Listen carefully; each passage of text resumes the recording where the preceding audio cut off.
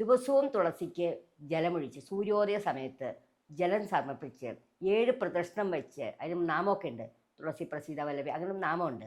അത് ചൊല്ലി നമ്മൾ പ്രദക്ഷിണം വെച്ച് കഴിഞ്ഞാൽ വളരെയധികം നല്ലതാണ്. പിന്നെ സൂര്യഭഗവാനെ പ്രാർത്ഥിക്കും. അപ്പം നമ്മൾ മനുഷ്യർക്ക് ആഹാരം, വസ്ത്രം, ജലം ഒക്കെ വേണ്ട മാതിരി ഈ ജീവജാലങ്ങൾക്കും ജലവും ഭക്ഷണവും വേണം. അപ്പോൾ ഈ ജലം നമ്മൾ ദിവസം ഒഴിക്കുമ്പോൾ അതിന് തൊട്ട് തലോടി പറഞ്ഞാൽ ആ ചെടികൾക്ക് തഴച്ചു തുടങ്ങും. അപ്പോൾ വീടിൻ്റെ അകത്തായിട്ട് നമ്മൾ കയറി വരുന്ന മുറിയിൽ, അതായത് സ്വീകരണ മുറിയിൽ തെക്ക് കിഴക്ക് വശത്തായിട്ട് മണി പ്ലാന്റ് വെച്ചാൽ അത് വളരെയധികം ഐശ്വര്യമാണ്. അതിൻ്റെ അടുത്തൊരു ബുദ്ധനെയും കൂടി വെച്ച് കഴിഞ്ഞാൽ നമുക്ക് നെഗറ്റീവ് എനർജി ഒന്നും നമ്മുടെ വീട്ടിലേക്ക് വരില്ല. നമസ്കാരം. നമ്മൾക്ക് തുളസി ചെടിയെപ്പറ്റി നമുക്ക് സംസാരിക്കാം. തുളസി പഴയ കാലങ്ങളിലൊക്കെ ഒരു തുളസിത്തറ ഉള്ളത് ഒരു വീടിൻ്റെ ഐശ്വര്യമായിരുന്നു. തുളസിത്തറയ്ക്കും ഒരു കണക്കുകളൊക്കെ ഉണ്ട്. നമ്മുടെ വീടിൻ്റെ അടിത്തറയോട് ചേർത്ത് മാത്രമേ അത്ര പൊക്കത്തിൽ നമ്മളെപ്പോഴും തുളസി നടാവൂ. തുളസിക്കൊരു പ്രാധാന്യം എന്ന് പറഞ്ഞാൽ തുളസി ഉള്ളിടത്ത് മഹാവിഷ്ണു അല്ലെങ്കിൽ ശ്രീകൃഷ്ണ ഭഗവാന്റെ സാന്നിധ്യം ഉണ്ടാവുമെന്ന് പറയുന്നത്. ആദ്യകാലങ്ങളിലൊക്കെ എൻ്റെ വീട്ടിൽ എൻ്റെ അച്ഛമ്മയും അച്ഛനൊക്കെ തുളസിക്ക് വെള്ളമൊഴിച്ച് പ്രാർത്ഥിക്കണതാണ്. ഞാനും ചെയ്യാറുണ്ട്. ദിവസവും തുളസിക്ക് ജലമൊഴിച്ച് സൂര്യോദയ സമയത്ത് ജലം സമർപ്പിച്ച് 7 പ്രദക്ഷിണം വെച്ച് അതിന് നാമമൊക്കെ ഉണ്ട്.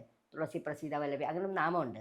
അത് ചൊല്ലി നമ്മൾ പ്രദക്ഷിണം വെച്ച് കഴിഞ്ഞാൽ വളരെയധികം നല്ലതാണ്. പിന്നെ സൂര്യഭഗവാനെ പ്രാർത്ഥിക്കും. സൂര്യഭഗവാനെ തുളസിക്ക് വെള്ളമൊഴിച്ച് 7 പ്രദക്ഷിണം വെച്ച ശേഷം സൂര്യഭഗവാനെ നോക്കി നമ്മൾ ഒരു ഓം സൂര്യായ അർക്കായ ദിവാകരായ ഭാസ്കരായ രവിയേ നമ ഇതൊരു 11 പ്രാവശ്യം ചൊല്ലിക്കഴിഞ്ഞാൽ നമ്മളുടെ ഈ ശരീരത്തിലുള്ള എല്ലുകൾക്കുള്ള ബലം കൂടും. നമ്മൾ തെറ്റി വീഴുക, ഒരു പ്രായം കഴിയുമ്പോൾ തെറ്റി വീണു എന്ന് പറയും, കുളിമുറി തെറ്റി വീണു, അവിടെ വീണു, ഇങ്ങനെയുള്ള വീഴ്ചകളിൽ നിന്ന് നമുക്ക് ഒഴിവാകാൻ പറ്റും.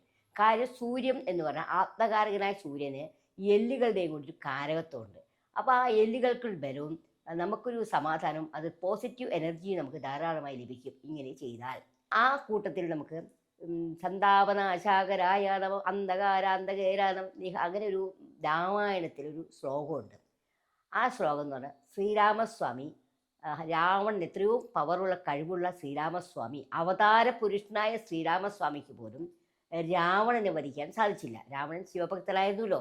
അപ്പോൾ അഗസ്ത്യമുനി വന്ന് പറഞ്ഞു, ഈ നാമം പറഞ്ഞു കൊടുക്കണത് സന്താപനാശാകരായ നമ. ആ നാമം 3 പ്രാവശ്യം സൂര്യൻ നോക്കി തൊഴുതാൽ സന്താപം എന്ന് പറഞ്ഞാൽ ദുഃഖം എന്ന് പറയുന്ന സംഭവം നമ്മുടെ ജീവിതത്തിൽ ഉണ്ടാവില്ല. അത് വളരെ പവർഫുള്ളാണ്. അതുപോലെ തുളസി എന്ന് പറഞ്ഞാൽ വളരെ പ്രാധാന്യമുള്ളതാണ്. വെള്ളിയാഴ്ച ദിവസങ്ങളിൽ തുളസിക്ക് നെയ് ദീപം കത്തിക്കുക നന്നായിരിക്കും. പിന്നെ അതേപോലെ തന്നെ ഒരു പ്രത്യേക ദിവസമുണ്ട്, തുളസി കല്യാണം നടത്താമെന്ന് പറയും. തുളസി കല്യാണം നടത്തുന്നത് ആ തുളസിക്ക് ഇതുപോലെ നമ്മൾ കൃഷ്ണനെ കൊണ്ടുവച്ച് അതിന് അഭിഷേകമൊക്കെ ചെയ്ത് സാധാരണ എന്തൊക്കെ നമ്മൾ ഒരു പൂജ ചെയ്യുമോ അതുപോലെ ചെയ്ത് നിവേദ്യങ്ങളും പാൽപ്പായസവും ഒക്കെ നേദിച്ച് തുളസിക്ക് പുഷ്പങ്ങളൊക്കെ സമർപ്പിച്ച് മുല്ലപ്പൂമാല സമർപ്പിച്ച് കുങ്കുമം പൊട്ടൊക്കെ തൊടിയിച്ച് നമ്മൾ തുളസി കല്യാണം നടത്തിയാൽ നമ്മുടെ ജീവിതത്തിൽ വിവാഹപരമായിട്ടുള്ള ബുദ്ധിമുട്ടുകൾ, ദാമ്പത്യ കലഹങ്ങൾ ഇതെല്ലാം മാറും. അതിന് പ്രത്യേക ദിവസമാണ് തുളസി കല്യാണം. അപ്പം അങ്ങനെ തുളസി ദേവി എന്ന് പറഞ്ഞാൽ വളരെയധികം പവിത്രമുള്ളതാണ്. തുളസിയുടെ വ്യാഴാഴ്ച സന്ധ്യ സമയങ്ങളിൽ ഏകാദശി ഈ ദിവസങ്ങളിലും തുളസിയുടെ ഇല നുള്ളാൻ പാടില്ല, വളരെയധികം ബുദ്ധിമുട്ടാണ്. അതേപോലെ ഞായറാഴ്ച ദിവസങ്ങളിൽ ശർക്കരയും കൂടി ചേർത്ത് വെള്ളം തുളസിക്ക് സമർപ്പിക്കുകയാണെങ്കിൽ കുടുംബത്തിൽ കലഹങ്ങൾ ഉണ്ടാവില്ല, ധനവർദ്ധനം. ശർക്കര എന്ന് പറഞ്ഞാൽ ധനത്തിൻ്റെ ഒരാളാണ്. ദേവിക്ക് ഏറ്റവും ഇഷ്ടപ്പെട്ട സാധനം ദേവി ഭദ്രകാളിക്കും അതുപോലെ ദേവിക്ക് ക്ഷേത്രങ്ങളും ശർക്കര നിവേദിക്കും വളരെയധികം പ്രാധാന്യമുള്ളതാണ് ശർക്കര. ആ ശർക്കര ശകലമിട്ട് നമ്മൾ വെള്ളമൊഴിച്ചാൽ നമുക്ക് സമ്പൽ സമൃദ്ധി ധാരാളമായി ഉണ്ടാവും. നമ്മൾ എന്നുവെച്ചാൽ ബില്യണർ ആവണമെന്നല്ല പറയുന്നത്, നമുക്ക് വരുന്ന സമ്പത്ത് ദുരുപയോഗമായി പോവുക, ഹോസ്പിറ്റലായിട്ട് ചിലവാകുക ഒന്നും ചെയ്യില്ല. അനാവത്ത് ചിലവുകൾ ഒഴിവാക്കി കിട്ടുന്നതാണ്. വ്യാഴാഴ്ച ദിവസങ്ങളിൽ പാലും കൂടി ചേർത്താണ് തുളസിക്ക് ഒഴിക്കേണ്ടത്. അത് മഹാവിഷ്ണുവിനും തുളസി ദേവിയും സങ്കല്പിച്ചാണ് നമ്മൾ പാല് അഭിഷേകമായിട്ട് ഒഴിക്കുന്നത്. ഇങ്ങനെയൊക്കെ ചെയ്താൽ തുളസി ദേവിയെ പ്രാർത്ഥിച്ചാൽ തുളസി ദേവി നമുക്ക് ധാരാളം സൗഖ്യങ്ങൾ തരും. തുളസി എന്ന് പറഞ്ഞാൽ ഇല, തുളസി ഇല വാടിയാലും ഉപയോഗിക്കാം, ഉണങ്ങിയാലും ഉപയോഗിക്കാം. തുളസിക്ക് അത്രത്തോളം മഹത്വമുള്ളതാണ് തുളസിയും കോമളവും. ഒരു വീടിൻ്റെ മുമ്പത്തെപ്പോഴും തുളസി ഉണ്ടായിരിക്കണം, അത് നിർബന്ധമാണ്. ഇപ്പോൾ വീടല്ല ഫ്ലാറ്റുള്ളവർക്കും ഒരു ചെടിച്ചട്ടിയിൽ തുളസി വയ്ക്കാം, ദിവസവും കാലത്ത് വെള്ളമൊഴിക്കാം, തുളസിയെ വിളിച്ച് സംസാരിക്കാം. നമ്മൾ തുളസിയോട് പറയുക എൻ്റെ ദേവി തുളസി ദേവി എന്ന് പറഞ്ഞാൽ നമ്മൾ പ്രാർത്ഥിക്കുമ്പോൾ ആ തുളസി തഴച്ചു വളരുന്നതാണ്.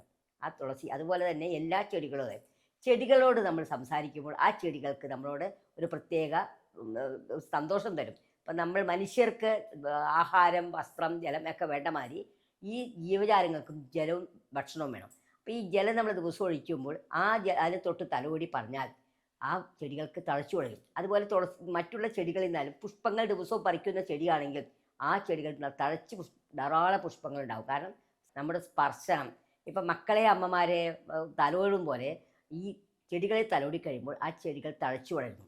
നമ്മുടെ ചെടി എന്ന് പറഞ്ഞാൽ അവർക്കും ജീവനുള്ളത് തന്നെയാണ്, ജീവനുള്ള വസ്തുക്കൾ തന്നെയാണത്. നമ്മളെപ്പോലെ തന്നെ സംസാരിക്കാൻ പറ്റില്ലെങ്കിലും ജീവനുള്ള വസ്തുക്കളാണ് ഈ ചെടികൾ എന്ന് പറയുന്നത്. എൻ്റെ ഒരു അനുഭവം ഞാൻ പറയാം.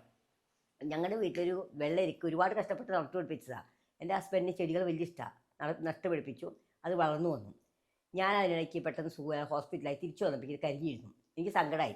ഞാൻ പറഞ്ഞു, എൻ്റെ മോനെ കഷ്ടമായിപ്പോയി, ഞാൻ ഉണ്ടായില്ലല്ലോ, എന്ത് ചെയ്യുമെന്ന് വെച്ചാൽ ദിവസവും പോയി പറയുമായിരുന്നു. പക്ഷെ അത് കുതിപ്പുകൾ വന്ന് ചെറിയ ചെറിയ ഇതായി വന്നു. അപ്പോൾ അത്രയും പവർഫുള്ളാണ് നമ്മുടെ സംസാരങ്ങളും സ്നേഹവും കൊടുക്കുന്നത്. അത്രത്തോളം ഈ മൃഗങ്ങളെയും അതുപോലെ തന്നെ വീട്ടിൽ വളർത്തുന്ന മൃഗങ്ങളെയും ഈ ചെടികളെയും ഒരുപോലെ നമ്മൾ സ്നേഹിക്കണം. പിന്നെ അടുത്ത് മണിപ്ലാന്റ്. മണിപ്ലാന്റ് ഇപ്പോൾ എല്ലായിടത്തും ട്രെൻഡാണ്. എല്ലാ ഓഫീസുകളിലും മണിപ്ലാന്റ് വെച്ചിട്ടുണ്ട്.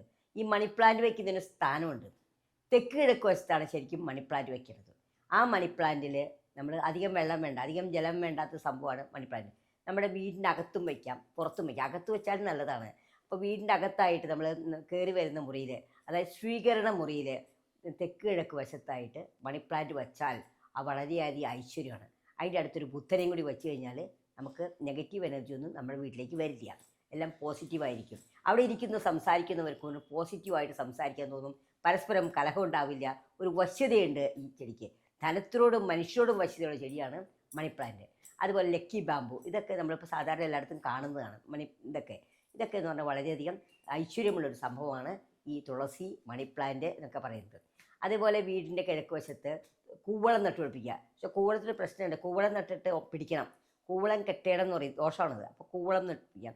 അതുപോലെ ഇലഞ്ഞി, ആര്യവേപ്പ്, ഇതൊക്കെ ഔഷധ ഗുണമുള്ള ചെടികളാണ്. പക്ഷേ ചെറിയ സ്ഥലമുള്ളവർക്ക് നടാൻ പറ്റില്ല, വീടിനോട് ചേർത്ത് നടാൻ പറ്റില്ല. കാരണം പൊക്കമുള്ള വൃക്ഷം വീടിന് എന്ത് തേക്കായാലും അത് വെട്ടിക്കളയുന്നവർ, കാരണം വീടിന് ബുദ്ധിമുട്ടാണ്. അപ്പോൾ കുറച്ച് നീക്കി വടക്ക് കിഴക്ക് വശത്താണ് ഇതിൻ്റെയൊക്കെ സ്ഥാനമുള്ളത്. കൊന്ന, ഇലഞ്ഞി, അതുപോലെ തന്നെ കൂവളം, ഇതൊക്കെ വടക്ക് കിഴക്ക് വശത്ത് നട്ടാൽ വളരെയധികം ഐശ്വര്യം ആ വീട്ടിലേക്ക് ഉണ്ടാവും. പടരുന്ന ചെടികൾ, അവർ കടലാസ് പൂക്കളൊന്നും അത് വയ്ക്കാൻ നല്ലതല്ല. കടലാസ് പൂക്കൾ ഫ്രണ്ടിൽ വെച്ച് അത് വയ്ക്കാനാണ്, പക്ഷെ ശരിയല്ല. കടലാസ് പൂ, കള്ളിച്ചെടികൾ, അതൊന്നും വയ്ക്കണത് ശരിയല്ല. അപ്പം ഇങ്ങനെയൊക്കെ നമ്മൾ നോക്കിക്കഴിഞ്ഞാൽ നമ്മുടെ വീടിനും ഐശ്വര്യമാണ്, മനസ്സിനും സന്തോഷമാണ്, എല്ലാം കൊണ്ടും സർവ്വ ഐശ്വര്യം ഉണ്ടാവുന്നതാണ്. തുളസിക്ക് രാവിലെയും വൈകുന്നേരം നമ്മൾ ഒരു ചെരാതിരി വിളക്കെത്തിക്കും. ചില തുളസിത്തറകളിൽ വിളക്കെത്തിക്കാൻ സംവിധാനമുണ്ട്. വെള്ളിയാഴ്ചയിൽ നെയ് വിളക്കും. പക്ഷേ ശുദ്ധാശുദ്ധങ്ങൾ, അതായത് സ്ത്രീകൾ ഋതുമതികളാവുമ്പോൾ 7 ദിവസം കത്തിക്കാൻ പാടില്ല. പുലവാലായ്മയുള്ളപ്പോഴും നമ്മൾ കത്തിക്കാൻ പാടില്ല. ഇത് വളരെയധികം ശ്രദ്ധിക്കണം. കാരണം തുളസി എന്ന് പറയുന്നത് ദേവിയാണ്. ദേവിയാണ്. നമ്മൾ ക്ഷേത്രങ്ങളിൽ പോവില്ലല്ലോ നെഗറ്റീവ് ആകുമ്പോൾ. അതുകൊണ്ട് ആ ദിവസങ്ങളിൽ നമ്മൾ അവോയ്ഡ് ചെയ്യണം. അപ്പോൾ വീട്ടിലുള്ള പുരുഷന്മാരോ അല്ലെങ്കിൽ മറ്റുള്ളവർക്കോ ചെയ്യാവുന്നതാണ്. ഈ തുളസിയുടെ അനുഗ്രഹം വളരെ നന്നായി. എല്ലാവർക്കും നല്ലത് വരട്ടെ.